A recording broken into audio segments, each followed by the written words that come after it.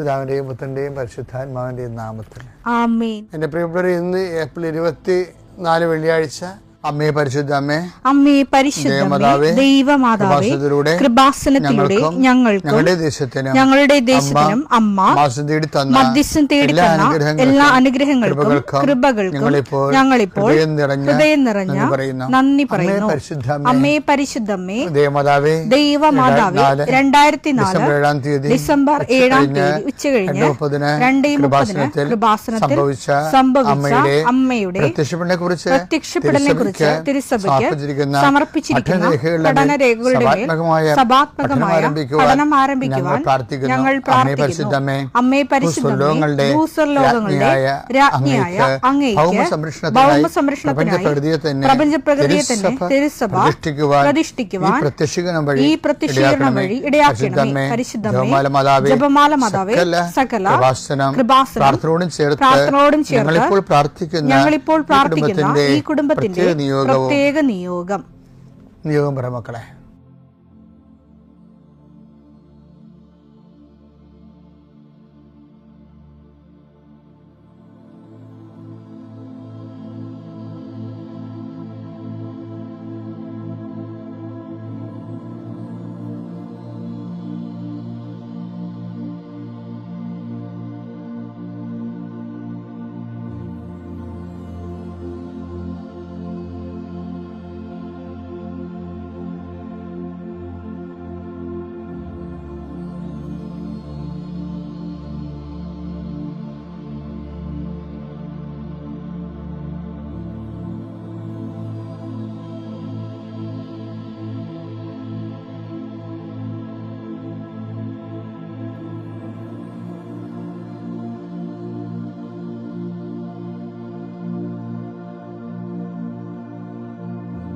അമ്മയുടെ പ്രത്യക്ഷീകരണത്തിന്റെ ഈ അനുഗ്രഹവേളയിൽ ഞങ്ങൾക്ക് സാധിച്ചു തരുവാൻ കനിയണമേ.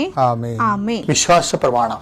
സർവശക്തനായ പിതാവും ആകാശത്തിന്റെയും ഭൂമിയുടെയും സൃഷ്ടാവുമായ ദൈവത്തിൽ ഞാൻ വിശ്വസിക്കുന്നു.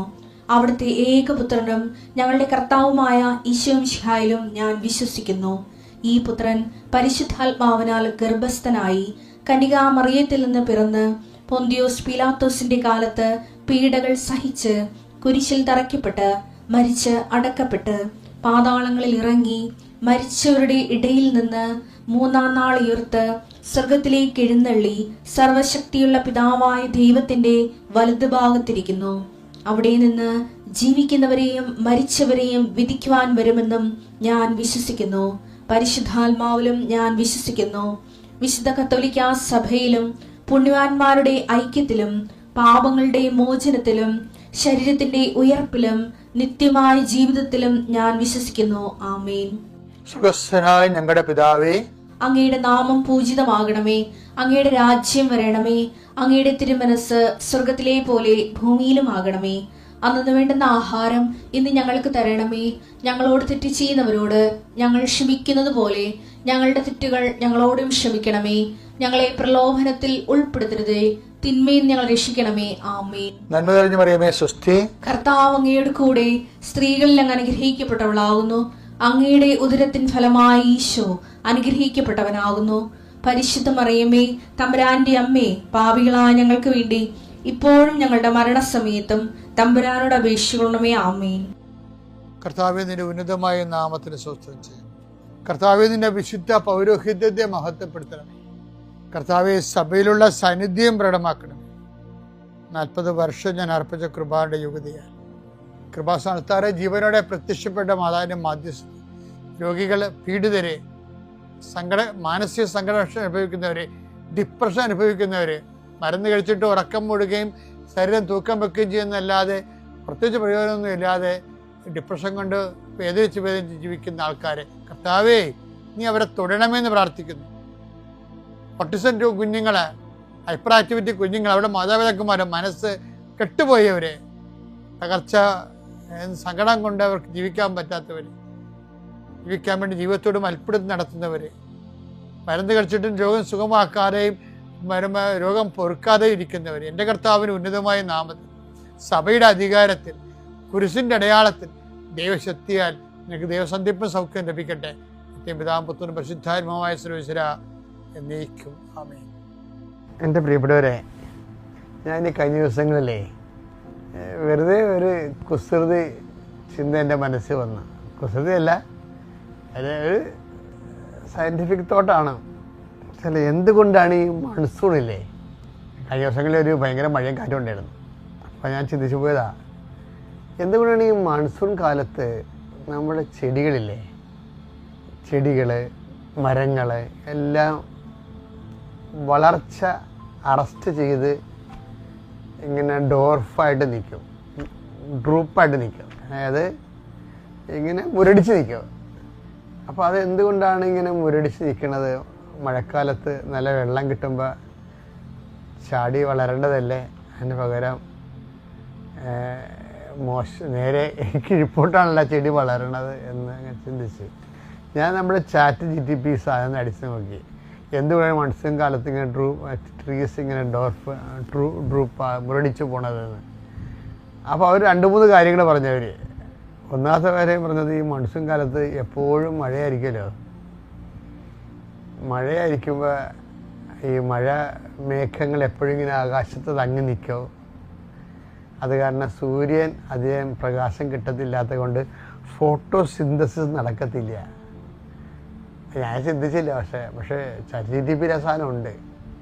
ഫോട്ടോസിന്തസിസ് നടക്കത്തില്ല, ചെടിക്ക് ആവശ്യമായ ഭക്ഷണം കിട്ടത്തില്ല. അതുകൊണ്ട് അത് മഞ്ഞ നിറമായിട്ട് പറിച്ചു മുരടിക്കും. രണ്ടാമതൊരു കാര്യം അത് പറഞ്ഞത്, ഈ വെള്ളം ഹെവി ഡൗൺ പോറല്ലേ, അപ്പോൾ വെള്ളം കെട്ടി നിൽക്കും ചുവട്ടിലൊക്കെ, മരത്തിൻ്റെയൊക്കെ പറമ്പിലൊക്കെ നമ്മൾ കണ്ടിട്ടില്ലേ.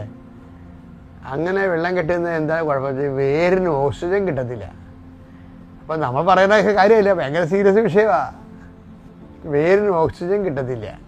അപ്പം അതുകൊണ്ട് തന്നെ അവിടെ നിന്ന് വെള്ളവും വലിക്കണ പരിപാടിയൊന്നും നടക്കത്തില്ല. വളവും വെള്ളവും ഒന്നും വലിക്കത്തില്ല, ഓക്സിജൻ കിട്ടത്തില്ലേ.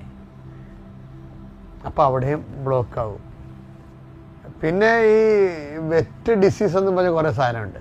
മഴ ഈർപ്പം ഉണ്ടെങ്കിൽ കുറേ ഫംഗസൊക്കെ വരും. അങ്ങനെയാണ് വേരിന് അഴുക്കലൊക്കെ വരണത്. അപ്പോൾ ചിലപ്പോൾ വേര് ചീലെന്നൊക്കെ നമ്മൾ പറയത്തില്ലേ, അത് ഫംഗൽ ഇൻഫെക്ഷനാണ്. അപ്പോൾ അവർ പറഞ്ഞാൽ അതിൻ്റെ വേപ്പിൻ്റെ എണ്ണ വേരെ തേക്കണമെന്നൊക്കെ പറഞ്ഞതൊക്കെ. അപ്പം ചെടിയിൽ നിന്ന് കിട്ടുന്ന വരുമാനത്തെ കൂടുതലായിരിക്കും ചിലപ്പോൾ വേപ്പിൻ്റെ എണ്ണ വാങ്ങിച്ച് വേരിന് ട്രീറ്റ് ചെയ്യണമെന്നുള്ളത്. ഇങ്ങനെ പാടാണ് എല്ലാം. അപ്പം ഞാൻ ഇങ്ങനെ ചിന്തിക്കാൻ കാരണം വെച്ചാൽ ഇപ്പം ഇത്രയും വിഷയങ്ങളാണ് അപ്പം ചെടിയുടെ നല്ല കാലമല്ല ശരിക്കും പറഞ്ഞാൽ. എൻ്റെ കാറ്റും മഴയും വന്ന് ചെടിയുടെ ബ്രാഞ്ചൊക്കെ ഒടിഞ്ഞു പോകും അല്ലേ, കാറ്റും മഴയൊക്കെ വരുമ്പോൾ. ചെടിയെ ചിലയൊക്കെ വേരോടെ ചാഞ്ഞ് നിൽക്കും, ചിലപ്പോൾ വീണ് പോവുകയും ചെയ്യും. അപ്പോൾ മനുഷ്യരെക്കാൾ ഗതികെട്ടൊരു കാലമാണ് ഈ മൺസൂൺ വൃക്ഷങ്ങൾക്കെന്ന് പറയണത്. അതുകൊണ്ടാണ് ദൈവം എല്ലാ കാലത്തും വൃക്ഷങ്ങൾ ഉണ്ടാക്കാതെ, എല്ലാ കാലത്തും മൺസൂൺ ഇല്ലല്ലോ. അപ്പോൾ എന്ത് പരിപാലനയാണ് ചെടികളോട് കാണിക്കണത്? എല്ലാ കാലത്തും മൺസൂൺ ഉണ്ടാകത്തെങ്കിൽ മരങ്ങളുണ്ടാകത്തില്ല, നമ്മൾ മരുഭൂമിയായി പോയേനാണ്. അപ്പം അതുപോലെ തന്നെയാണ് വേദനകളും എല്ലാ കാലത്തൊന്നും ഉണ്ടാകത്തില്ല, അതെപ്പോഴും ഓർത്തേക്കണം. അതുകൊണ്ടാണ് കഴിഞ്ഞ ദിവസം നമ്മൾ കണ്ടില്ലേ, തിരഞ്ഞെടുക്കപ്പെട്ടവരെ പ്രതി ദൈവം സമയം ചുരുക്കിയെന്ന് പറഞ്ഞിട്ടില്ലേ. അതാണ് ആ വേദന ചുരുക്കാൻ കാര്യം, നിലനിൽക്കാൻ പറ്റത്തില്ല. മത്തായി 24:22 ആ ദിവസങ്ങൾ പരിമിതപ്പെടുത്തിയില്ലായിരുന്നെങ്കിൽ, മൺസൂൺ കാലമേ പരിമിതപ്പെടുത്തിയില്ലായിരുന്നെങ്കിൽ ഒരുവനും രക്ഷപ്പെടുകയില്ല. മരങ്ങളൊന്നും നിലക്കത്തില്ല, മനുഷ്യൻ നിലക്കത്തില്ല, എല്ലാം മരുഭൂമിയായി പോകും. എന്നാൽ ദൈവം അത് പരിമിതപ്പെടുത്തിയെന്നാണ് ബൈബിൾ പറയണത്. അപ്പം ഇതുപോലെ നമ്മുടെ ദുഃഖങ്ങളും അങ്ങനെയാണ്. എല്ലാ കൊല്ലവും ഇങ്ങനെ, എല്ലാ കാലവും ഇതുപോലെ ദുഃഖ ദുരിതമാണെന്ന് വിചാരിക്കരുത്. ഒരു ടൈം വെച്ച് അത് സ്റ്റോപ്പ് ചെയ്യും. അപ്പോൾ കൊണ്ട് പ്രത്യാശയോടെ ഒരു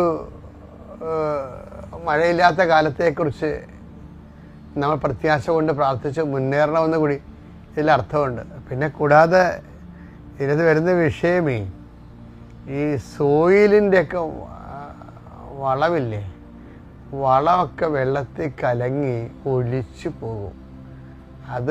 അതിങ്ങനെ ഒരു വളം ഉണ്ടെങ്കിൽ തന്നെ, വളം ചുവട്ടിലുണ്ടെങ്കിൽ തന്നെ മൺസൂൺ വരുമ്പോൾ അത് ഒലിച്ചു പോകും.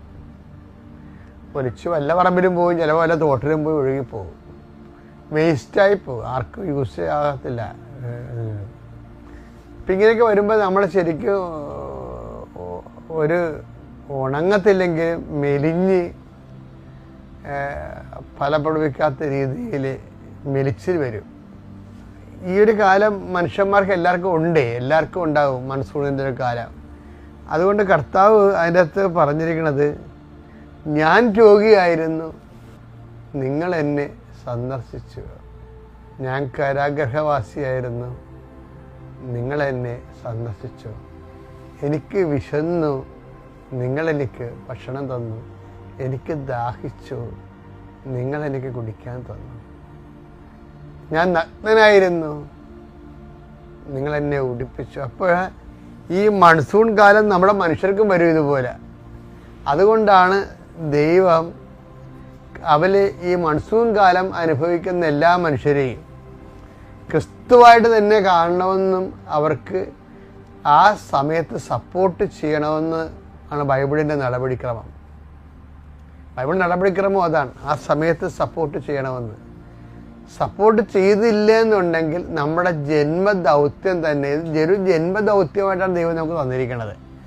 രോഗിയെയും കരഘവാസിനെയും നഗ്നനെയും വിശക്കുന്നവനെയും ഒക്കെ അവൻ്റെ മൺസൂൺ മഴ തോരാത്ത കാലങ്ങളിലെ, കണ്ണീര് തോരാത്ത കാലങ്ങളിലെ അവന് കൈത്താങ്ങായി നിൽക്കുന്നത് നിസ്സാരമല്ല. ശരിക്കും 25:35 എന്തെന്നാൽ എനിക്ക് വിശന്നു, നിങ്ങൾ ഭക്ഷിക്കാൻ തന്നു.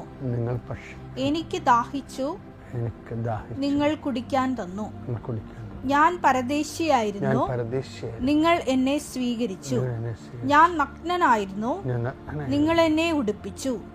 ഞാൻ രോഗിയായിരുന്നു, നിങ്ങൾ എന്നെ സന്ദർശിച്ചു. ഞാൻ കാരാഗൃഹത്തിലായിരുന്നു, നിങ്ങൾ എന്റെ അടുത്ത് വന്നു. ഇതെല്ലാം അപ്പം നിങ്ങൾ ഓർക്കും, അവസാനം ഈശോയെ കുറിച്ച് പറയണത് എന്താണ്? എൻ്റെ പിതാവിനാൽ അനുഗ്രഹീതരെ വരുവിൻ. അവിടെയാണ് എനിക്ക് ടെസ്റ്റ് ചെയ്യാനുള്ളത് നിങ്ങൾക്ക്. മത്തായി 25:34. അനന്തരം രാജാവ് തന്റെ വലതുഭാഗത്തുള്ളവരോട് അരുളി ചെയ്തു, എന്റെ പിതാവിനാൽ അനുഗ്രഹിക്കപ്പെട്ടവരെ വരുവിൻ. ലോകസ്ഥാപനം മുതൽ നിങ്ങൾക്കായി സജ്ജമാക്കിയിരിക്കുന്ന രാജ്യം അവകാശപ്പെടുത്തുവിൻ. അപ്പൊ ഇതിന്റെ വിഷയം നമുക്ക് ഈ വ്യാഖ്യാനങ്ങൾ വരുന്ന ഒരു പ്രശ്നമുണ്ട്. ഇതിനെ പെട്ടെന്ന് എടുത്ത് നിത്യതയുമായിട്ടാണ് കണക്ട് ചെയ്യണത്. എന്താണ്? എൻ്റെ പിതാവിനാൽ അനുഗ്രഹീതരെ വരുവിൻ, ലോക മുതൽ നിങ്ങൾക്ക് ഒരിക്കലും രാജ്യം കൈവശമാക്കാൻ. അപ്പോൾ നിത്യതയുടെ അന്ത്യവിധിയുമായിട്ട് ബന്ധപ്പെടുത്തിയാണ് ഈ ഭാഗങ്ങൾ എപ്പോഴും വ്യാഖ്യാനിക്കുന്നത്. പക്ഷേ നിങ്ങളത് ചിന്തിച്ച് നോക്കിയേ, ഈശോ എന്താ പറയണത്? ചത്ത് കഴിയുമ്പോൾ അനുഗ്രഹിക്കുമെന്നാണ് പറയണത്. എൻ്റെ പിതാവിനാൽ അനുഗ്രഹിക്കപ്പെട്ടവരെ വരുവിൻ. ഇത് ചെയ്യുമ്പോൾ തന്നെ നമ്മൾ അനുഗ്രഹീതരായി. അതുകൊണ്ടാണ് ഈ ഉടമ്പടിയിൽ ഇത് വെച്ചിരിക്കണത്. ഇപ്പം നിങ്ങളെ മക്കളുടെ കല്യാണം നടക്കണില്ല, ജപ്തി നടപടിയാണ്, പറമ്പിന് വിസ പുതുക്കി കിട്ടണില്ല എന്നൊക്കെ പറഞ്ഞ് വരുമ്പോൾ ഞങ്ങൾ നിങ്ങളോട് ഉടമ്പടി പ്രകാരം എന്താ പറഞ്ഞത്? നിങ്ങൾ രോഗികളെ പോയി കാണണം, അവരെ കുളിപ്പിക്കണം, അവർക്ക് പൈസ കൊടുക്കണം, നിങ്ങളുടെ വരുമാനം ഭക്ഷണമായിട്ടും സമ്പത്തായിട്ടൊരു പങ്കുവെക്കണം എന്ന് പറയുമ്പോൾ എന്താ സംഭവം? അതിനകത്തൊരു ഓഫർ കിടക്കുന്നുണ്ട്. എന്താണ്? അങ്ങനെ ചെയ്യുമ്പോൾ എക്സ്ട്രാ ബ്ലെസ്സിങ്സ് വരുന്നുണ്ട്. അത് ചത്ത് കഴിയുമ്പോൾ വിധിയാളനായിട്ട് കിട്ടണം മാത്രമല്ല, അത് ആ ഒരൊറ്റ നടപടിക്രമം കൊണ്ട് നമ്മൾ അത് അപ്പം തന്നെ ബ്ലെസ്ഡ് ആകുകയാണ്. അതുകൊണ്ടാണ് ഞാൻ നിങ്ങളോട് എപ്പോഴും ഈ വിഷയത്തെ കാരുണ്യപ്രവൃത്തിയെക്കുറിച്ച് പറയുമ്പോൾ, കാരുണ്യപ്രവൃത്തിയുടെ ഈ മൺസൂൺ കാലത്ത് മനുഷ്യനായി നിൽക്കാൻ കഴിഞ്ഞാലേ നമ്മൾക്കും നമ്മളുടെ മൺസൂൺ കാലങ്ങളെ അതിജീവിക്കാൻ കഴിയും. പിതാവിൻ്റെയും പുത്രൻ്റെയും പരിശുദ്ധാത്മാവിൻ്റെയും നാമത്തിൽ.